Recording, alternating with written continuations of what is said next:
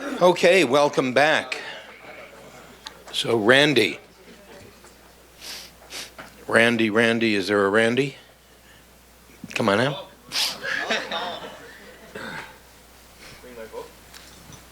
Yep, of course. Now, is there a particular reason you went all the way that way, Randy? Can't go left. You got it. Can't go left. Welcome. Good day. Oh, you can't? Can't Got go it. left, yeah. Okay. Thank you.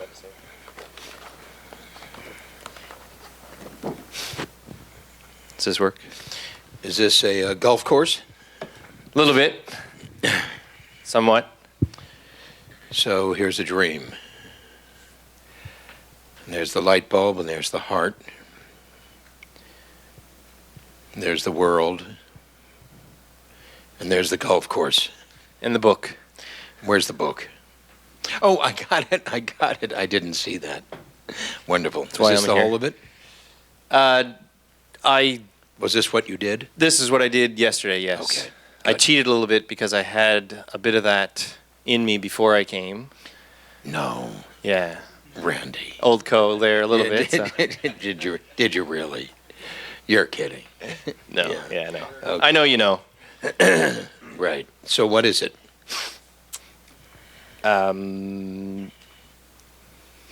It's a poor start, I feel. I do now think I should have spent a little bit of time on page 2 after our discussion earlier here, because it's... But what was this? What prompted that? Well, it is my dream, I guess, is that I believe that there is a lack of information or good information out in the world right now. Google, the predominant question and answer machine right now, does a half-assed job of giving you anything that's useful. And I believe... Is that true?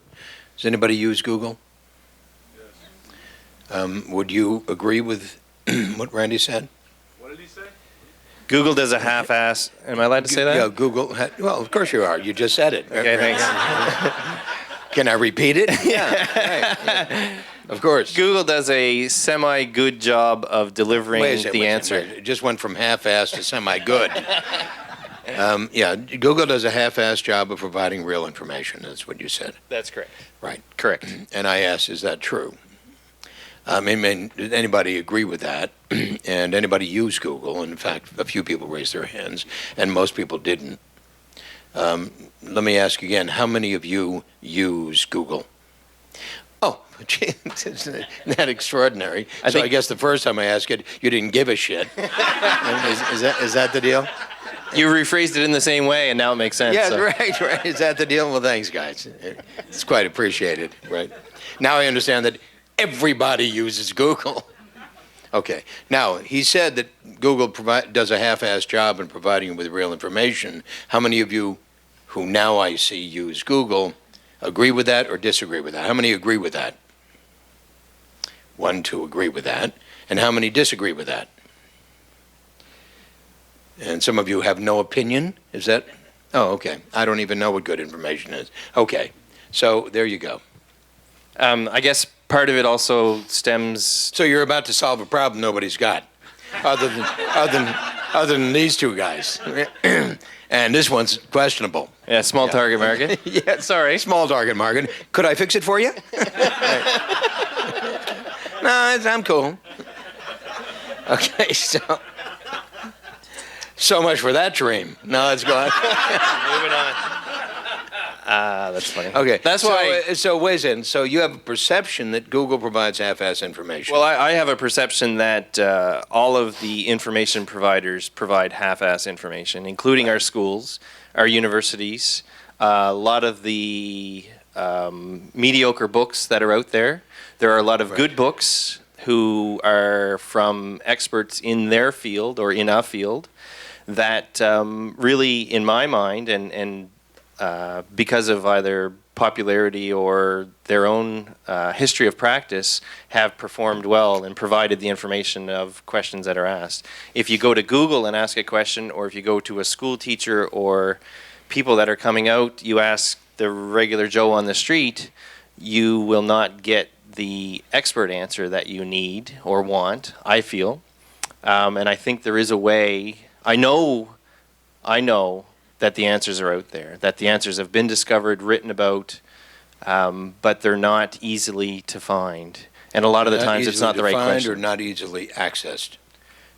Not easily accessed, I do believe, maybe. Okay.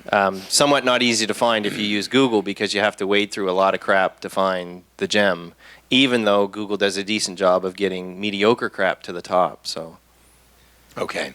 But I have a real problem behind that, if I could. Yeah, please. And I didn't. That's why I sort of asked you at the end. I should have came back and doodled a bit for page 2. But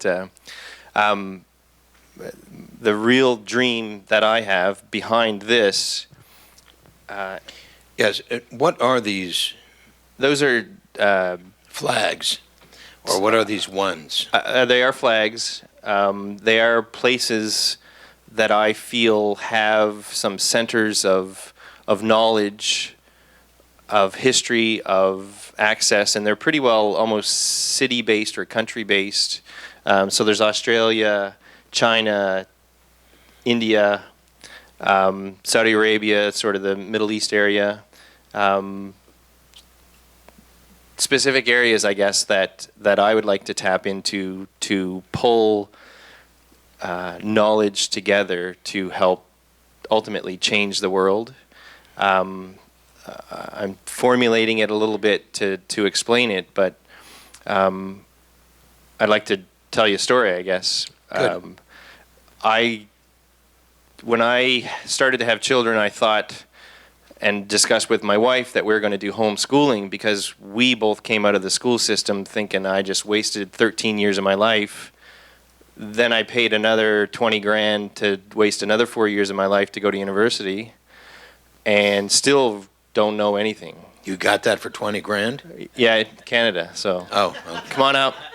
Yeah. Okay. Yeah. It's pretty cheap, sort of. Yeah. Yeah. I got what I paid for, though. Thanks. Yeah. Yes. That was good. So. Thank you. Yeah.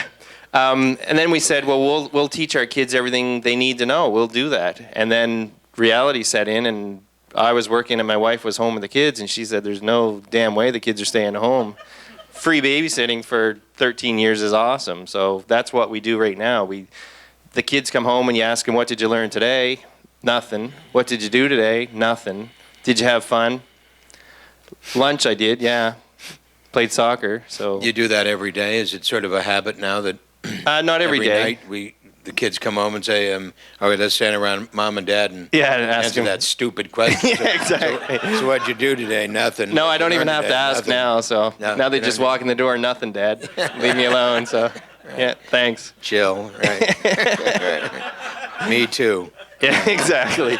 There you go. Um, It's a shitty world, isn't it? that's right. Yeah. Okay. But I believe that the kids can learn. They can get an interest into an area of whatever they're interested in at an early age, and they will blossom and become experts or switch 12 times. They can learn a heck of a lot easier. One of the things that we do as a company, and we provide training materials to these other companies to teach people who came out of school and don't know social skills. They don't know how to interact with people. They don't know how to dream. They don't know how to organize their life. They don't know how to discriminate or communicate or anything like that. Why can't we teach our kids that? Well, we can't because the system doesn't work and nobody's interested in teaching the kids that. And I sort of put in the light bulb the 1 equals infinity, because if we can perfect that one item of getting our kids to be able to learn, we can solve all of their problems quite easily, because the kids coming through will have the skills, the interest, and the ability to solve all those problems, I believe. And so I've started other things besides just the practice of selling courseware, training materials, and have, I guess, tried to expand my mind a bit on how to either build a new system, attack the system, change the system, work within the system, work without the system, build a private school. And I certainly agree that the money comes once you start. That's the easy part. Building a practice I find is easy. Building a business is easy. Haven't built an enterprise yet, but the vision's there. And it is global. We deal with 150 different countries. We deal with huge companies throughout the world, multinationals. They all need the same stuff. They all need to teach their frontline employees how to be human. It's They funny. need to teach them how to be human? No, we don't. We teach. No, I said, is that what you said? They need to teach them how to be human? That's what Yeah. we hear a lot, because they don't know how to communicate with, if you came into my bank, if I was a banker, they don't know how to deal with the person because they're so busy dealing with paperwork or whatever. They don't have that human connection. Right. So we deal So with what is the name of your company? Velsoft, VELSOFT.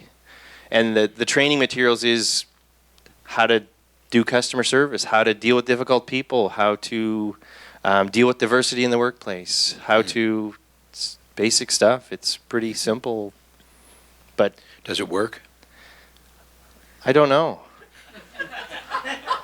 I don't deliver. I don't. Yeah. We bundle it See, up. We write it. Yeah. See, that is the driving question. So that's the driving entrepreneurial question. It's a fascinating thing. I don't mean to then pick you No, that's fine. as the target. Thanks, Gunther. If it isn't him, it's me, Ben says. So That's why I'm on the chair. Wear yourself out, Gerber. But there's a great overriding theme in the personal growth, mentor, personal development, whatever, training, movement, and that is, so does it work? And the answer is, well, it works for some people. And those who work it. So the cop-out becomes essentially those that work it, most don't, of course. But I can't fix that. And essentially then, it becomes the celebrated, that's the human condition. Which essentially means, well, we sell it. We're really good at selling it. Screw the rest. I mean, it's like, pardon me. We've been there for a while, yeah. Yeah, but it's the 80-20 rule. Sure. 80% of the results produced by 20% of the people, and everybody else, excuse me, is simply fucked. Sorry for the... And everybody is, pretty much, which is, yeah, but there's a great business for what I create, but does it work? And that then becomes the driving, overriding question. No, the schools don't work. Homeschooling could work, maybe could work, but doesn't work. This doesn't work, that doesn't work. I live in a world that doesn't work. That's what Randy's saying. Google doesn't work. Most things don't work. Most things don't produce the result everybody perceives they produce. But then again, I have to ask the question, well, perhaps the criteria you're using is different than everybody else. Because if you say that Google doesn't work, but the vast majority of people who use it say it does, then perhaps your determination about what works and what doesn't is different than everybody else's. On the other hand, if I ask you, does your training material work? You say it works for the person who buys it because they've satisfied their own need. We're giving them training. It's like the training department's need. We're giving them training. We've satisfied our criteria.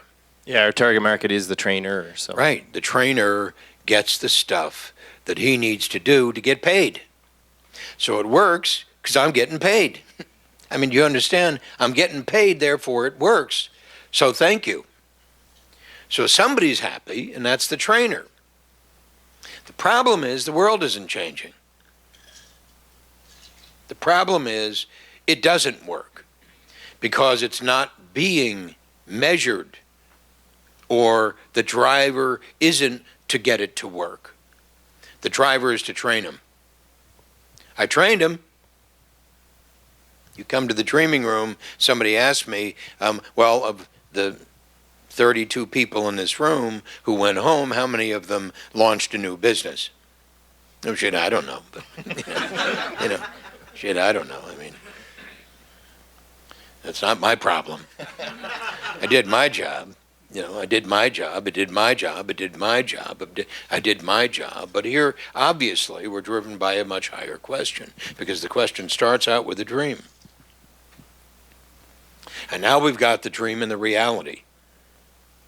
So is the dream of a training company or a company that sells training curriculum that never really has the impact it was designed to have? And the company that creates it is not really in the business of measuring the results? Because if they were to measure the results of the actual end beneficiary of all this, they'd have to say, this doesn't work either. Oh, we'd make sure it worked 10%. So. Yeah. You understand what I'm saying? Certainly.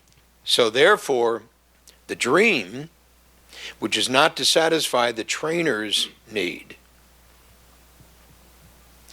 but to satisfy the overriding problem, solve the problem of people who are ineffective at the most elemental skill level. Ergo, not improving. Ergo, not moving, not growing. Ergo, I haven't really done the thing we set out to do. But we sell the shit out of it. All over the world. All over the world.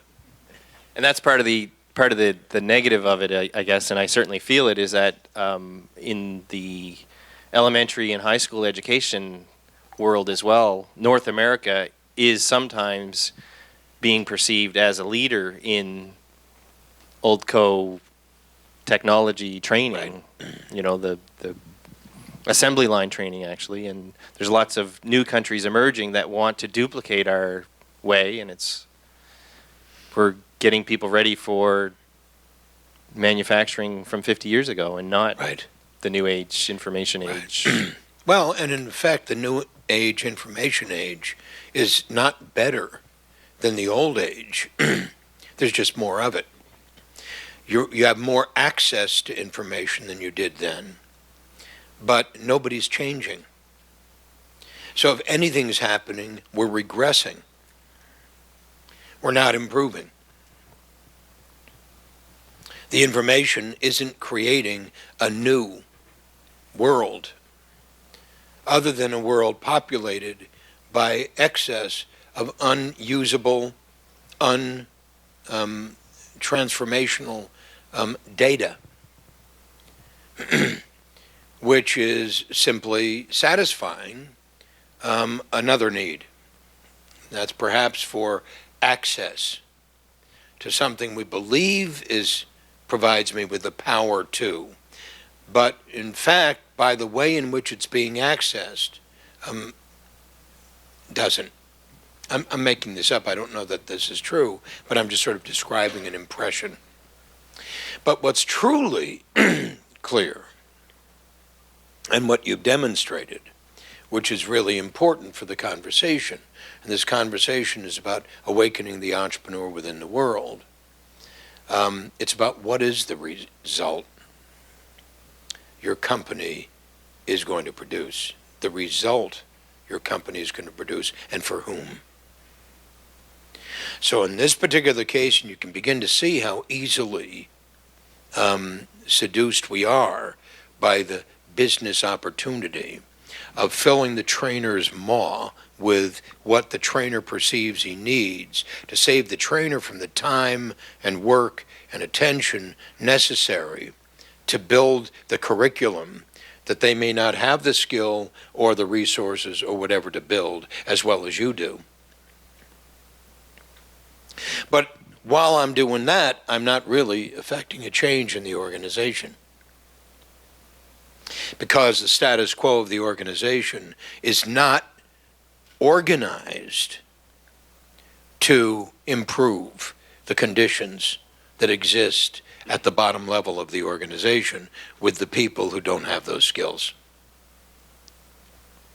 Well, we train them, boss, but look what we got to work with. You know what I'm saying? I mean, they're frickin' idiots. It's a similar process here, though. You must feel that maybe 1 out of 20 or 2 out of 32 do get it and move on, and I guess that is the tracking that could justify. But there's an engagement, there's an understanding, there's a passion that needs to align itself, I guess, with organizations from the front line to get results.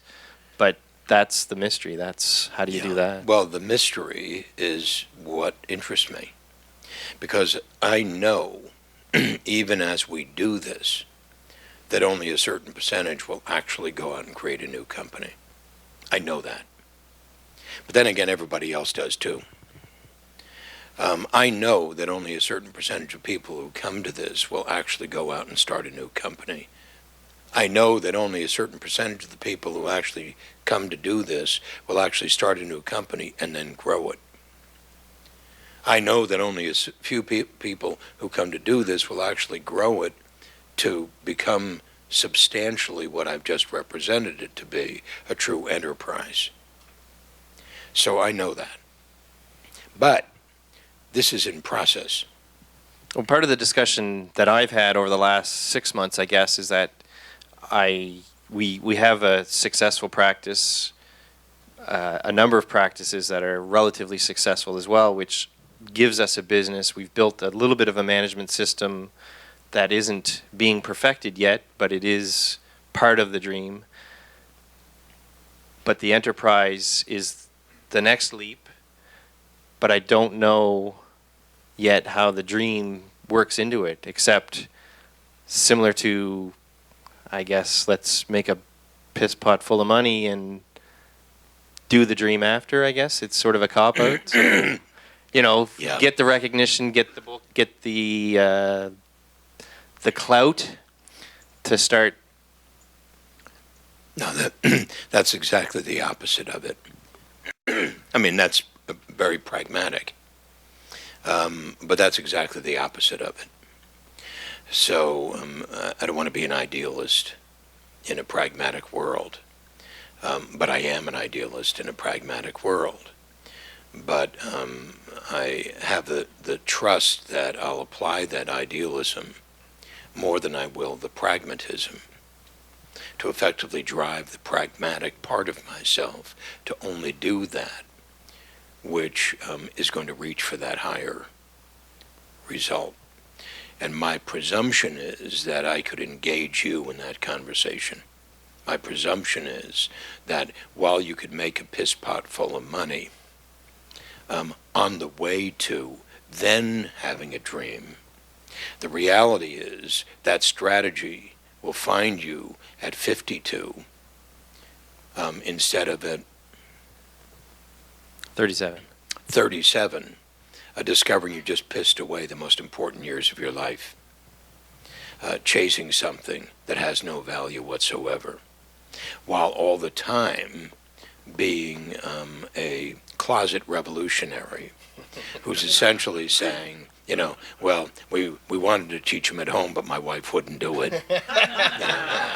And when I say we, it was me. But yeah, right.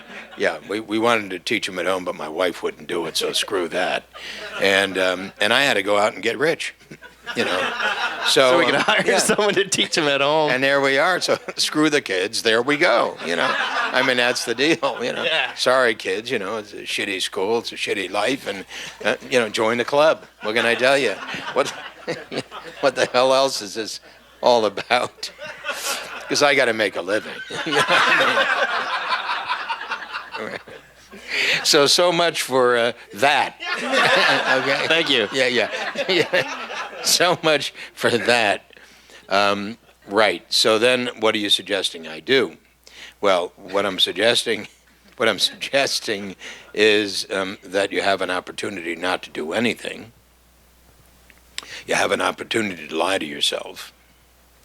A closet revolutionary.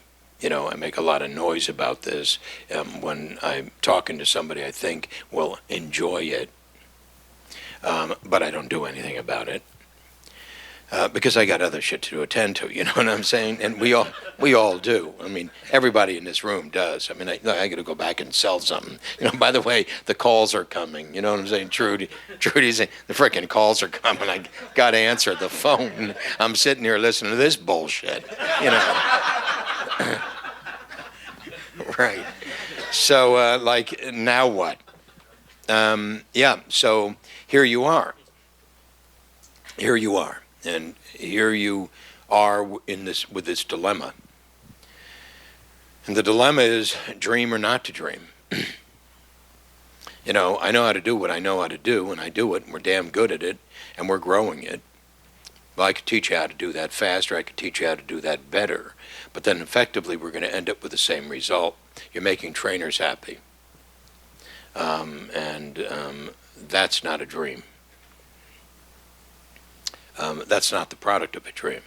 That's a product of exploiting a perceived need of somebody who has absolutely no interest and has already given up on actually making a difference in most people. So I better make it easy for me.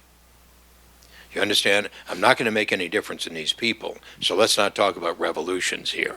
You know, this is called PG&E, Pacific Gas and Electric, or IBM, or whomever, and all they want to know, the guy who's, I've got a budget, you know, I got a budget, all they want to know is I'm doing the job. That's all they want to know. They're not testing the competence of my people in customer service. All they want to know is I did my job. And I get ratings at the end, and it says I got, you know, a 9 on a scale of 1 to 10. Like that. And then they're stupid, you know, dealing with problems, you know what I'm saying? And they're stupid, but there's always stupid. And stupid isn't me. I'm smart. So that's not a dream. Now, a dream might be to transform the effectiveness of trainers in the world as evidenced by the increased profit performance of the people who are trained. So we measure the effectiveness of the tools we create by the fact of the improvement at the bottom of your organization in entry-level people at the most elemental skills that they need to possess to enhance the productivity and performance of your company as measured by your customers.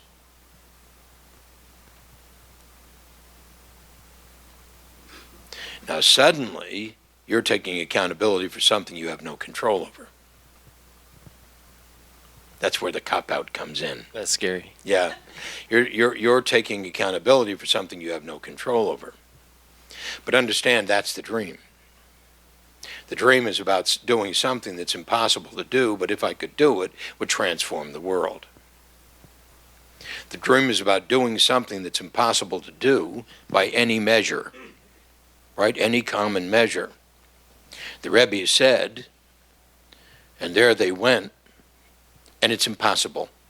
Do you understand? It is literally, well, not literally, it's virtually impossible to actually achieve what the Rebbe had in mind. It's virtually impossible to actually achieve what Muhammad Yunus set out to do, to eradicate poverty from the world by 2050. That's what he says he's here to do. He's saying poverty is a failure of imagination. It is nothing other than a failure of imagination. That there's an impoverished woman on the face of this earth, it's a failure of our imagination. There is no justification for it. It's almost as though we say the mortgage crisis was there the moment they made the decision to do what they did.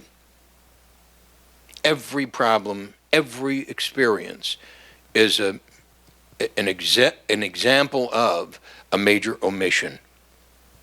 somebody elected to do that something that was provably going to fail, except for the short term when somebody would get very, very rich.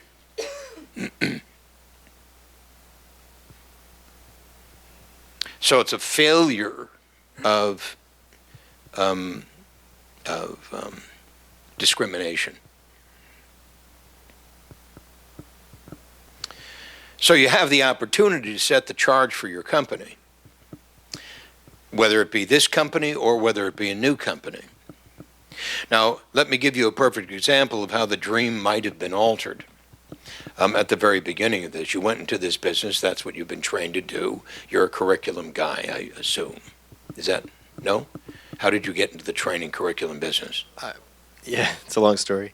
Took a business degree, majored in accounting, worked at a big accounting firm, jumped out of that into IT because I had just loved IT since I was 10 or 11 or whatever. Did some web design development, stumbled into Google, stumbled into a friend that had a product, helped him grow it to what it is today. So it's your friend, the friend? The friend was really just reselling another product and on and on and on, and I actually deal... Friend, your partner? Yeah, it was. Okay, so he is your partner? We recently just parted ways, so... Oh, okay. So it's my business, he's out, Okay, so in any case, however you got to where you are. It's short but long. Right, however you got to where you are, and here you are, and now you're in the training curriculum business. Now, had this been by some design, as opposed to some accident waiting to happen, which essentially is where we all are. I mean, stuff pops up, oh shit, that sounds great, I'm watching television and I buy it, you know what I'm saying? And then I'm in business. Yeah. Right, how did I get here? I have no idea. Why are you doing this? Seemed like a good idea at the time. And then 17 years later, here he is, and it just did what it did, and he just did what he did, and I just do what I do, and you just do what you do, and there's life. Shit happens. That's what the expression means. Had this been by design, play this out, you could just imagine this thing in one respect. It's in the same respect, it's stuff happens. It's what I do with it that matters. So here's a philosopher king, and essentially he's got this attitude about no information is really good information the way it's presented. Therefore, most of us are struggling to get anything that makes sense, and we have an enormous amount of time, discipline, and interest and attention to really get what would be useful to, from Google or from anybody. Schools suck, this sucks, that sucks, and our kids, when he was a beginning father before they had a child, and they were sitting there together, lying in bed and talking about the future and having an earthbound conversation about doing it differently with our children as compared to what was done to us, and you can hear the philosophy beginning to generate, and there'll be a book written about it, and then a movie. You can do, and yeah, and we're just like that, all that romantic crap, and then they're later on, 10 years later, the kids come home. What'd you learn? Nothing. What did you do? Nothing. Did you enjoy yourself at least? No. Fuck them. You know what I'm saying? It's just, it's like, and there go my kids, Yeah, but what the hell, We could have another one. Yeah, I have 3. We can have another one later, Or what could have happened is all of this happened in you, and your wife came face to face with reality. Of course, you didn't, because you're busy out there, Out. Abdicating accountability completely for the future of your children. Screw them, But I'm doing better for them out here, honey, than I am at home, believe me, right? because I'll make the money so you can bring somebody into them, teach them if you need be. But still, the reality is there a system for improving that school called where you live? So I can imagine an entrepreneur sitting there looking at the problem and realizing the conditions, and that is the distractions and the concerns and the desire. Yeah, I'm going to have my kids home all day long. Are you out of your mind? You know, and so forth and so forth and so forth and so forth. And yet I meet, for example, the rabbi and the Rebbitzin, the wife, and the rabbi and the wife have 10 kids. This Rabbi Levi is a family of 16 brothers and sisters. His father and his mother, busy, but they're busy also with their children. The children are raising the family. The children are raising themselves, and they're raising themselves with a mother who is raising them, with a father who's raising them, and everybody's raised, and these kids are growing into healthy, extraordinarily intelligent, bright, capable kids. And here's a whole different universe and world. So how the entrepreneur arises could have been, I have a dream, and that is that my children and children of future generations will not be industrialized. There's a better way to do that. I don't know how, but I'm going to find out, and I'm going to create it. To also provide the mother, to provide the father with the kind of help they need at home to take full responsibility for the future of their children in a world which absolutely doesn't. Not just playing the game, you understand, just playing the game, and you can imagine the dream coming up. Now, it's a dream. I don't know how to do that. You understand? I have no idea how to do that. It'd be like smoking dope. You understand? I have no idea how to do that. You don't have to have an idea how to do that. This is really, really, really important for you to understand. You don't have to have an idea how to do that. We're not there yet. That's the vision. You could even jump very, very quickly, have a dream to transform the state of education for whatever. I have a vision to create a turnkey system for whatever. I have a purpose, and that is that every child will experience the transformation of their relationship with their creativity, their imagination. We're going to teach children how to think, but we're also going to teach children how to create. So we're going to awaken the dreamer within every child, we're going to awaken the thinker within every child, we're going to awaken the storyteller within every child, and we're going to awaken the leader within every child. In the process of doing that, we're going to create a self-fulfilling reality that each and every one of them will invent a life that has meaning. And I'm going to do that at home. And I'm going to do that in such a way that's the antithesis of what goes on in every educational environment in the world.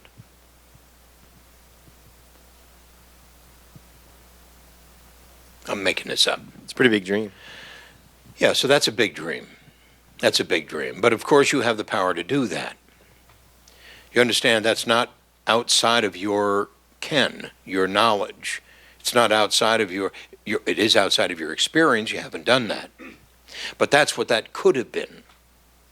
Now understand, that doesn't mean I'm going to make a piss pot full of money first, because the fact of the matter is, if that's the choice, then I'm going to forego all the children between now and then. Hopefully by the time I make a piss pot full of money, then I'll be free. I'll have the largesse. I'll be free to be able to do whatever I choose to do. And that's pretty much the model of the past. That's the old model. I'll give away my life until I'm 65. when I'll retire, and then I can live the life I want. The kids will be out of school, da-da-da-da-da-da, so on, and then everything will be fine. Then I can just screw around. Now, has that ever come true for anybody? Not that I know of. Well, I'm sure somebody. Murray Lipschitz, in Long Island, it came true, and he retired and he went to Florida, and just fumphing around, He's a dumb, stupid guy fumphing around, and he's just getting breakfast, putting on the green, schmuck, And there he is. To do what? To wait for death. Now, I don't mean that's what your life is going to be like. That's what it's like now, so. Gotta go home and talk to wife and have more kids, I think, so we can get it right. You remember that thing we thought we were going to do, right? It's like that. That's what happened in the dreaming room. Yeah. By the way. Thank God Gerber's not here, Thank God Gerber's not here. No, we don't have to have a relationship with him. And bless, no, you're not going to the dreaming room, honey. So, okay, so there we are. So that's page 1.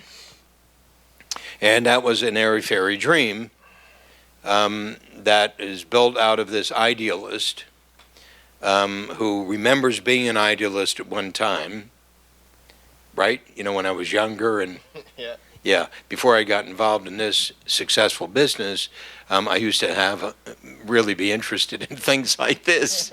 So that's what I'm doing here. And then I draw a light bulb, I have a little heart, and then a little whatever around that, and I don't know what this is. What is this? The charger? That's the internet and the connection. Huh? Yeah. That's the connection? Yeah. Got it. Okay. So that's a good idea. So where are we instead of that? Where are we today? Where are we right now?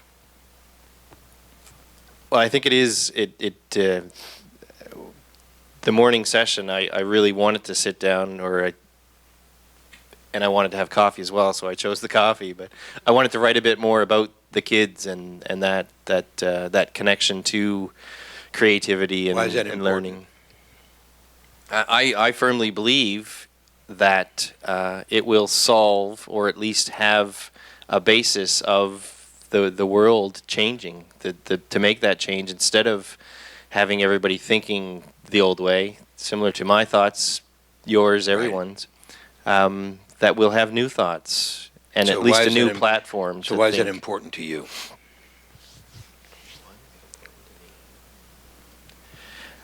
I think I'm on to the next generation, my kids' kids. I want them to have that. I already did say screw the kids. They're fucked already. How old are the kids? 9, 11, and 13. So. Yeah. Well, it's not too late. No. Yeah. And they are good kids, and I do spend a lot of time with them. But I don't. They think I'm as weird as. They think you're what? They think I'm pretty weird the way I talk to them and force them to think and stuff like that. But they still go off and go back to school the next day and shut their mouth. And okay. So, like, if you were to do something, in other words, like today is the first day of the rest of your life, and the rest of your life is going to be much the same as the one that's preceded it. The rest of your life is going to be pretty much the same as the life that preceded it. So if today is the first day of the rest of your life, then pretty much what's true is the rest of your life is going to be pretty much the same as what's preceded it, unless something dramatic occurs. And the something that dramatic is going to occur is not going to occur outside here. It's going to occur inside you. Because until that something dramatic occurs inside of you, there is no hope for anything other than more of the same.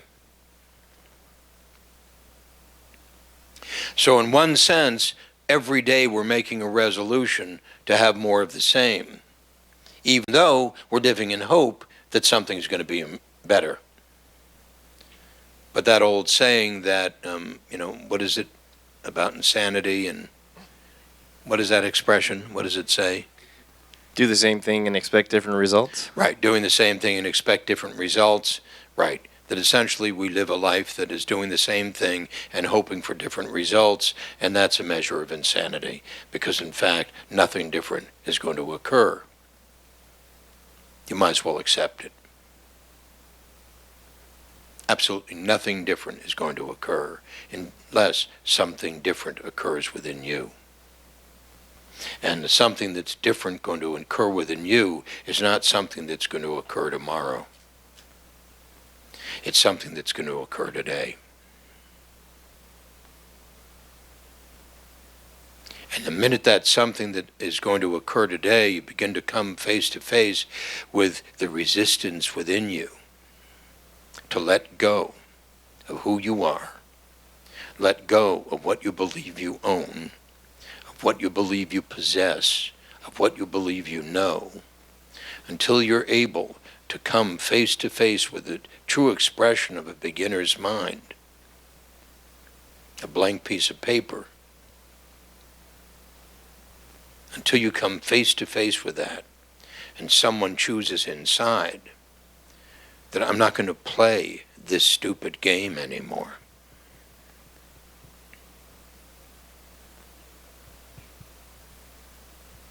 Someone says that. I'm not going to play this same stupid game anymore. I want, I don't, I want, I don't. That same stupid game anymore. Then suddenly I have the ability I've always owned, which is to transform my life by transcending it. So I'm saying the art of this is to be able to transcend my life and able to first transform it. By accepting the unknown. And herein lies the dilemma. I didn't mean to point to him and say, herein lies the dilemma, but herein lies the perfect dilemma. The perfect dilemma, which is an idealist. And the first words that came out of your mouth, Randy, when you come up here is Google doesn't work, school doesn't work, the church doesn't work, my family doesn't work, the kids don't work, nothing works. In fact, my training material doesn't even work. I don't know that. No, of course. Yeah, thank you, yeah. Why don't we go find out? Yeah. So I'm going to pull the plug on my company if I discover that my training material doesn't work, and in fact, I'm going to buy it all back from the people I sold it to. Bullshit. Yeah. I didn't say that. You said that. I know. That's my point. That's my point. So let's here at least, because it doesn't matter here, because your customer isn't here. It doesn't matter here. Here you can be just completely honest. I don't know that it doesn't work. That's not my business. No, the target market, I feel comfortable that it makes the trainer really happy. I say, it's not, whatever happens after that, that's not my problem. That's his responsibility. And I'm not here to manage him or her. Their company is. But I'm giving them what they need.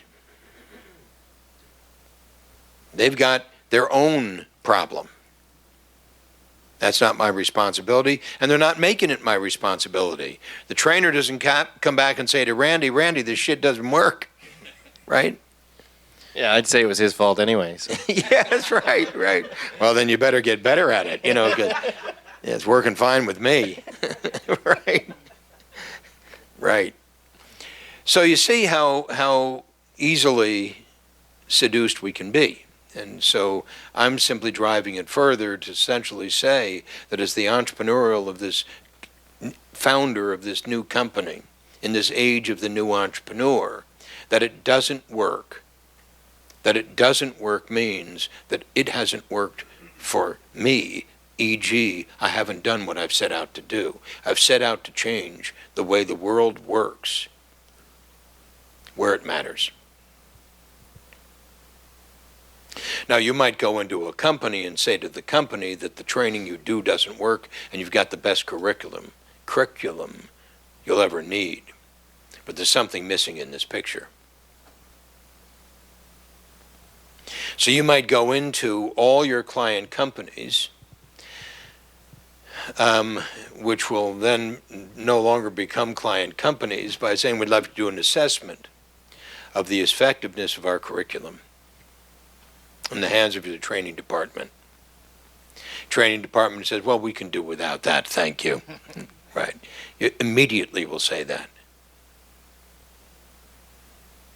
Why would they immediately say that? Because the spotlight isn't then on the user, the recipient. It's on the trainer. It's on the trainer. Yeah. But who would be interested in that? The owner. The owner, the senior officer, the VP of operations, who's being measured by results, not by training results. Training is often done in HR on behalf of line managers to fulfill a responsibility they each have. I did it, I trained them. Right. That's what the schools do too. Right, and that's what the schools do too, and that's what we all do. So effectively, you see what I'm saying? What's the lesson here? What's the idea here? The idea here is focus on results, not on work. Focus on result. What is the result you're actually determined to produce? Where's our chiropractor? At least she left her coat. Focus on results, not on work. What is the result you're here to produce? What is the great result the dream is here to produce? What is the thing you see that in fact you're moved to do something about? Ben, are we keeping you awake? Ben, are you with me? I'm with you. Okay, Ben. What is the great result? You understand, I'm saying that every single person in this room has a personal responsibility to take your life seriously to the point where you begin to dream about what it is you're here to do.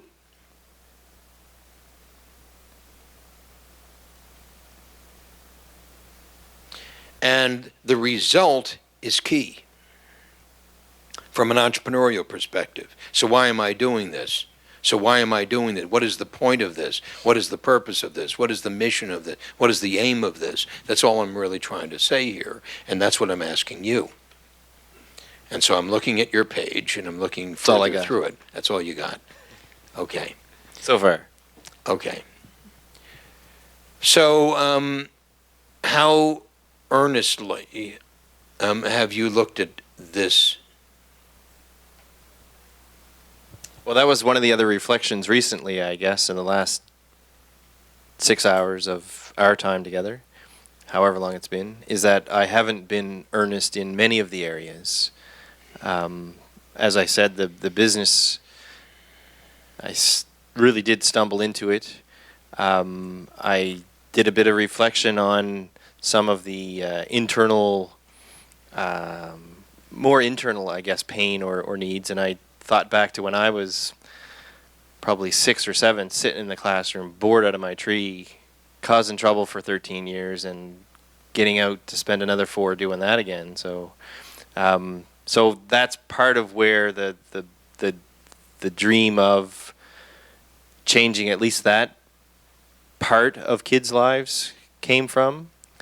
But it really has been the training materials as a vehicle to sell to other trainers to make their lives easier, but it isn't really tied to the dream yet of making that functional change. Right.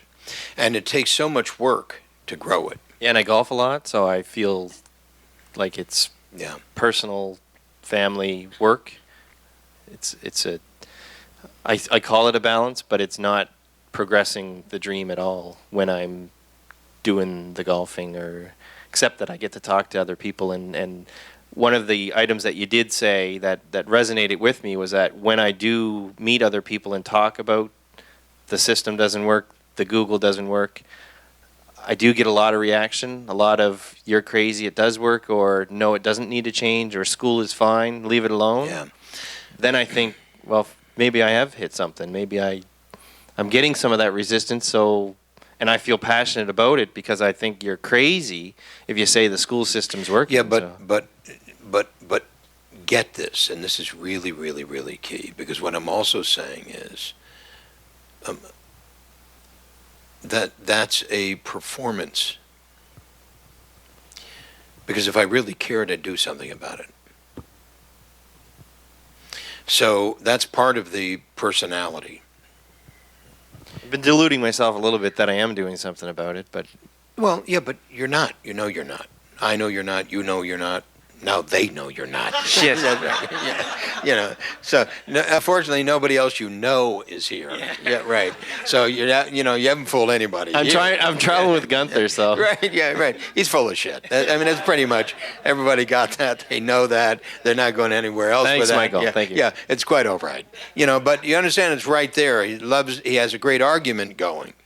yeah, I'm a pretty good arguer. Yeah, well, of course, you are, and you've got a great argument going. It didn't give you much of a chance to really, you know, and you have a really great picture going. Thank you. Yeah, but the great picture is also a reflection of the great picture that you've created of you.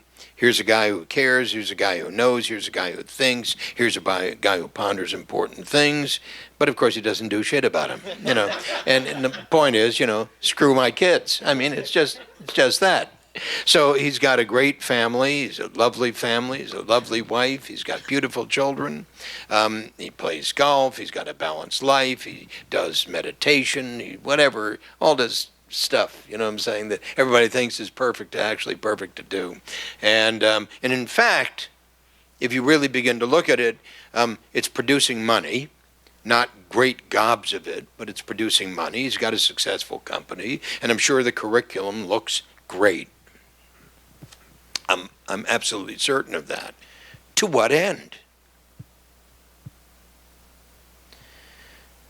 And he is 37 years old. And he's at that place in his life where he can continue to lie. You understand, it's a lie. He can continue to lie and continue to sleep, or he can begin to grow. And he can turn what is now a personality into a commitment. And that is something that I have no doubt he could do if the mindset of, I'm going to make a lot of money and then were to change.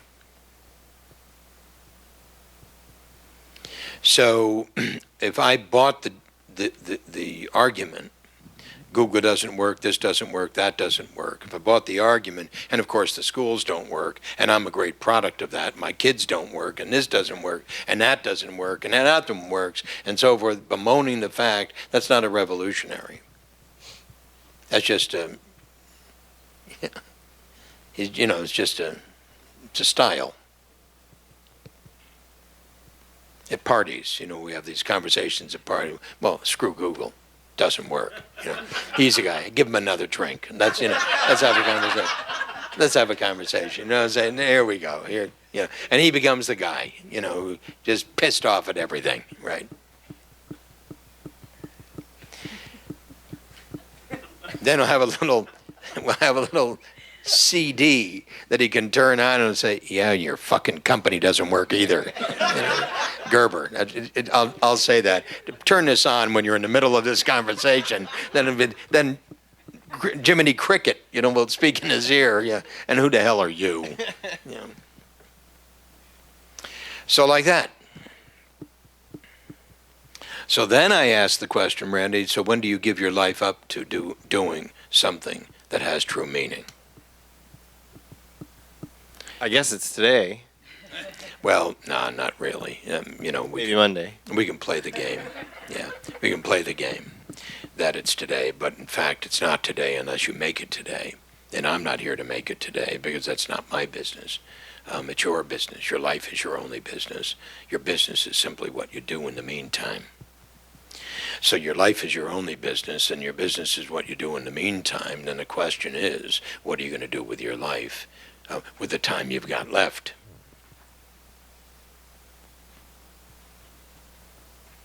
And that's what the dream is about. So what I'd like to see happen is I'd like to hear Randy go back and write, I have a dream. My dream is.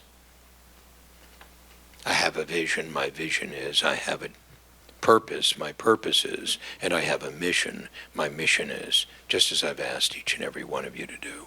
Please open your pad, as opposed to using the other little pad to write notes that you could be putting into this pad. This pad should represent everything that's going on here while you're with me. And while you're not, but at least in this space called the Dreaming Room. So take the big pad with you and think through it. Okay? Perfect. You got it? Thanks. Okay, so now we've agreed that your company produces a result that the trainer appreciates. But it doesn't produce the result that God would appreciate. Okay? Thank you. You got it? Yes. Okay. I'm going to try. Thank you. Yeah. Thank you. Yep. Thank you.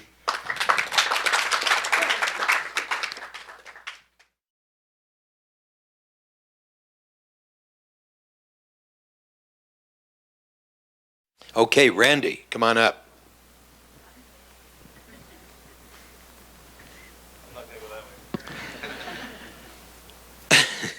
Don't worry, this won't take long. Thank you. My pleasure. My pleasure. Okay, so I have a dream. My situation right now is I've been stuck for the last 2.5 days to write an elevator pitch. I've been living the last 1.5 years of my life pursuing the dream that I do see. It's a big dream. It's global. It's started in the business I am in. I think I started the conversation, I was going to say Friday night, but it wasn't Friday night. Wednesday night, incorrectly, and been beat up ever since. So. That's true. That's true. Thank you. Yeah, I love that. Yeah, that'll show you not to screw around. No, that's right. Yeah. Right. And I'd made fun of Gunther the whole night before for getting beat up, so it was enjoyable. So really, the elevator pitch is the trouble. And it is part of the storytelling that is very difficult if you don't have that elevator pitch to get employees, partners, other business people to get it. It takes me about a half hour to explain the whole thing, and then that's just the tip of the whole thing. And I'm not sure if I do need an elevator pitch, which is what do you do? And I have stumbled across a sentence that I've used in the past, but it hasn't really stuck. I've written 5 other sentences that still doesn't resonate yet. But really, the line that still sticks with me the most is to find the cure for the curse of knowledge. The curse of knowledge being, we all know, we all recognize when you speak the truth to anyone. We recognize when we speak the truth to other people, we already knew the truth, and we just had to have that conversation to get the shit out of our head so we can recognize the truth that we already knew. But we forget it. And there's got to be a way to stop forgetting it. There's got to be a way. And is that the elevator story? The elevator pitch? The elevator pitch is, thanks, again, is to find the cure for the curse of knowledge. The curse of knowledge. Now, explain to me what you mean by the curse of knowledge. The curse of knowledge is that we all know the answers. We all know how to act. We all know we should be doing those things. We all know we shouldn't be ignoring the energy, the housing, our kids.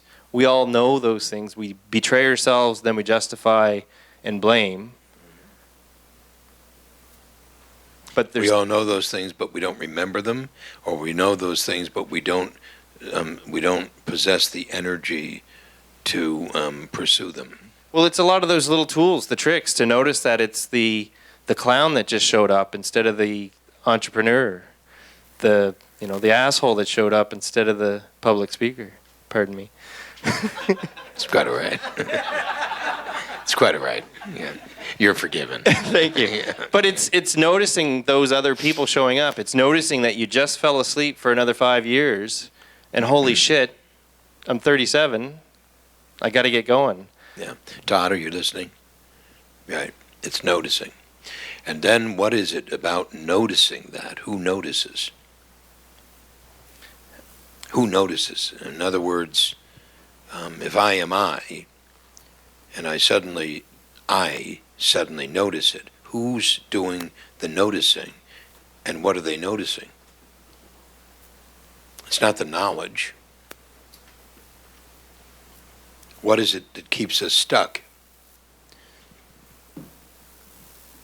I mean, when it's so obvious to us in retrospect, if I had only, but I knew that, but I didn't do that. You understand? So it's not really the curse of knowledge. It's the curse of indifference.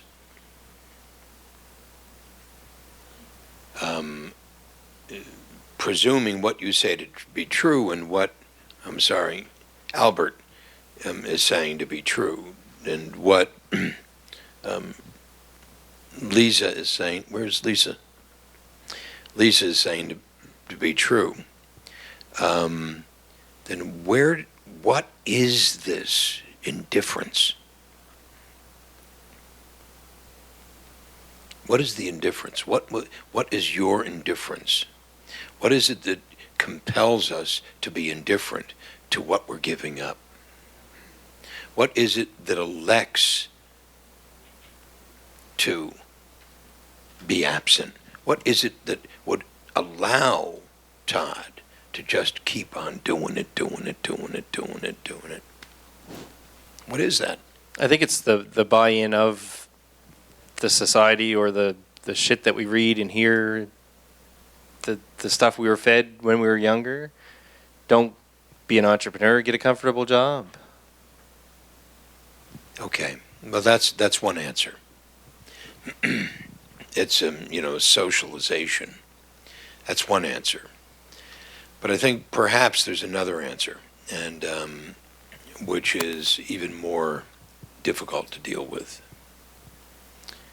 And the question is, we can opt out and say it's the conditions and it's the way I was raised and whatever, and then it's and then there's all psychological reasons, and then there's books on that, and then there's books on this, and so forth and so on. But I'm talking about a universal fact of indifference. Here's a perfect example. What allowed the German people to allow the slaughter of Jews?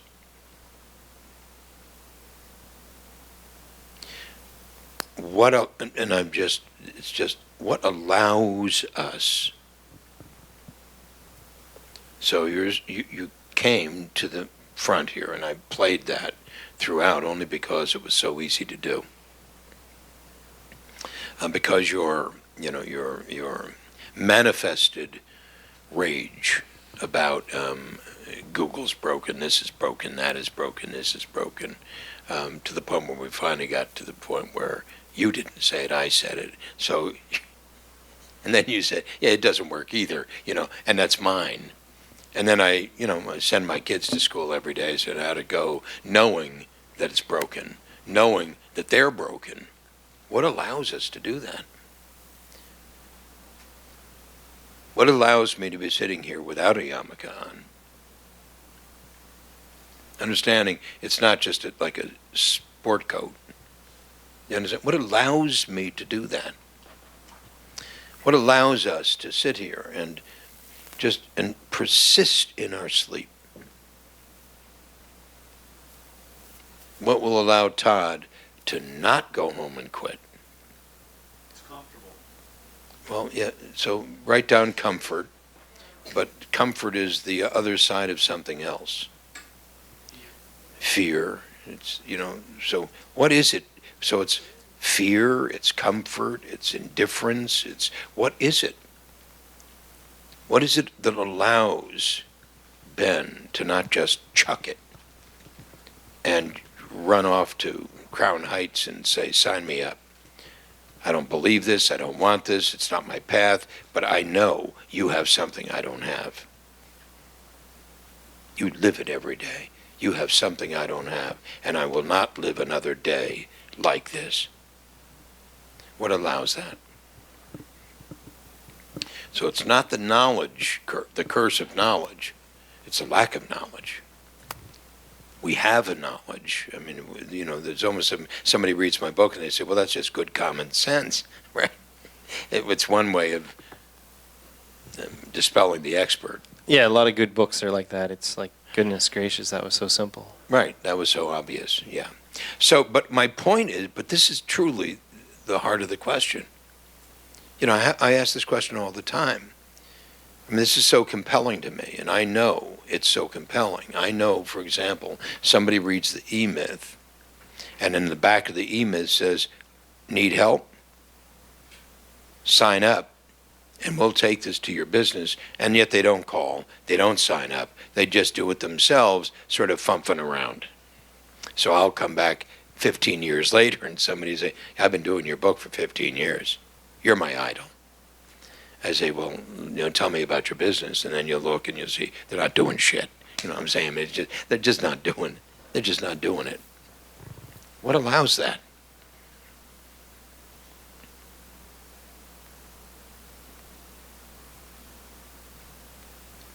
What enables us to do that?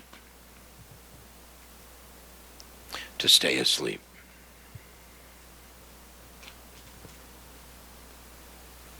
What's going to move you, even more personally, to go beyond your sleep?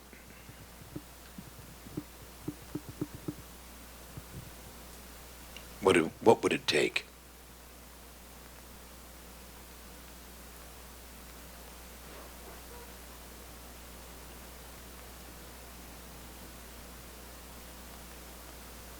I was hoping it was the Dreaming Room. Hmm? I said I was hoping it was the Dreaming Room. Well, you've gotten a good dose of it. But you never really expected in 2.5 days everything was going to change. Not with what I have to work with. There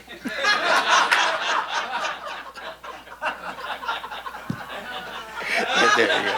Yeah. Not with. Ow. Yeah, right. I mean, come on. Give me a break. Give me a break. Are you ready to do it? I mean, if you wanted it to happen, if you're ready to do it, just sign up. And I'll beat the living shit out of you for the next 6 months. I signed up. Yeah, for the next 6 months, I'll beat the living shit out of you. It's going to be fun. Right. And congratulations.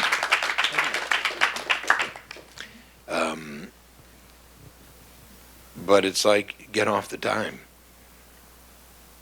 I mean that. Get off the dime. And take it on. So that you then can become an exemplar for other people who are dying for this.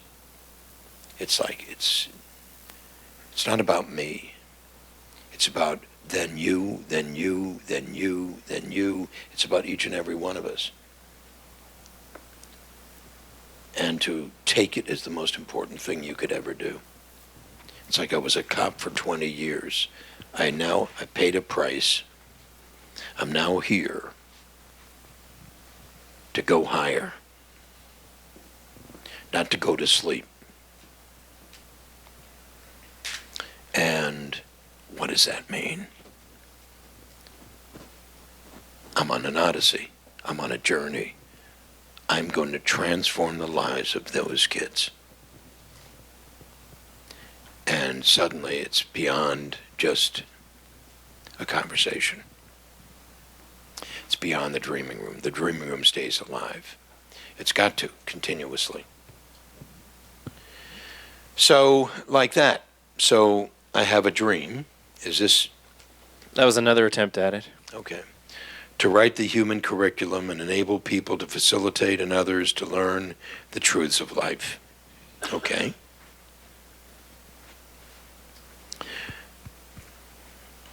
To assemble the truths of life in a modern day accessible format, teach and train people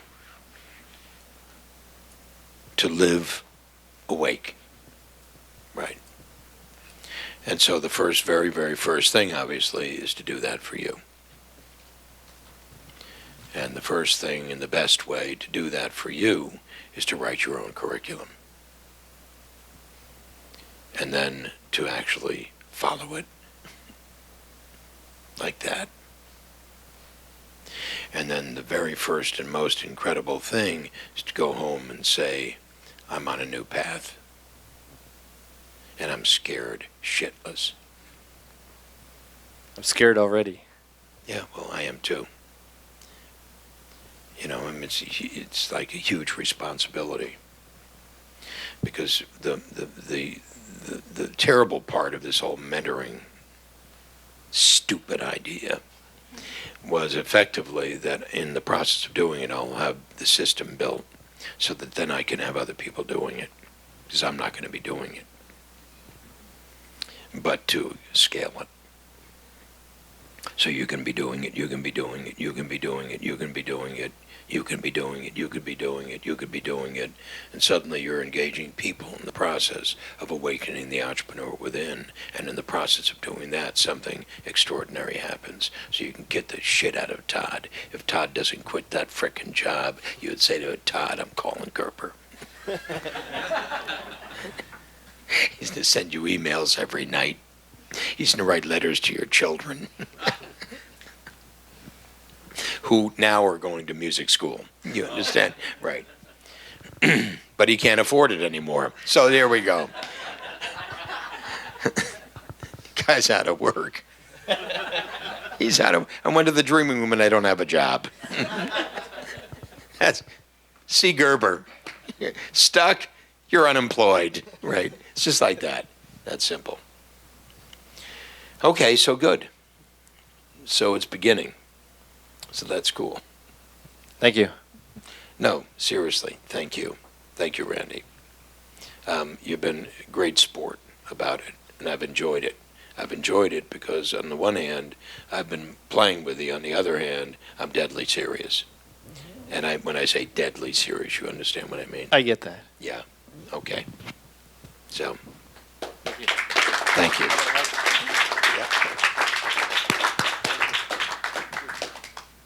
Thank you.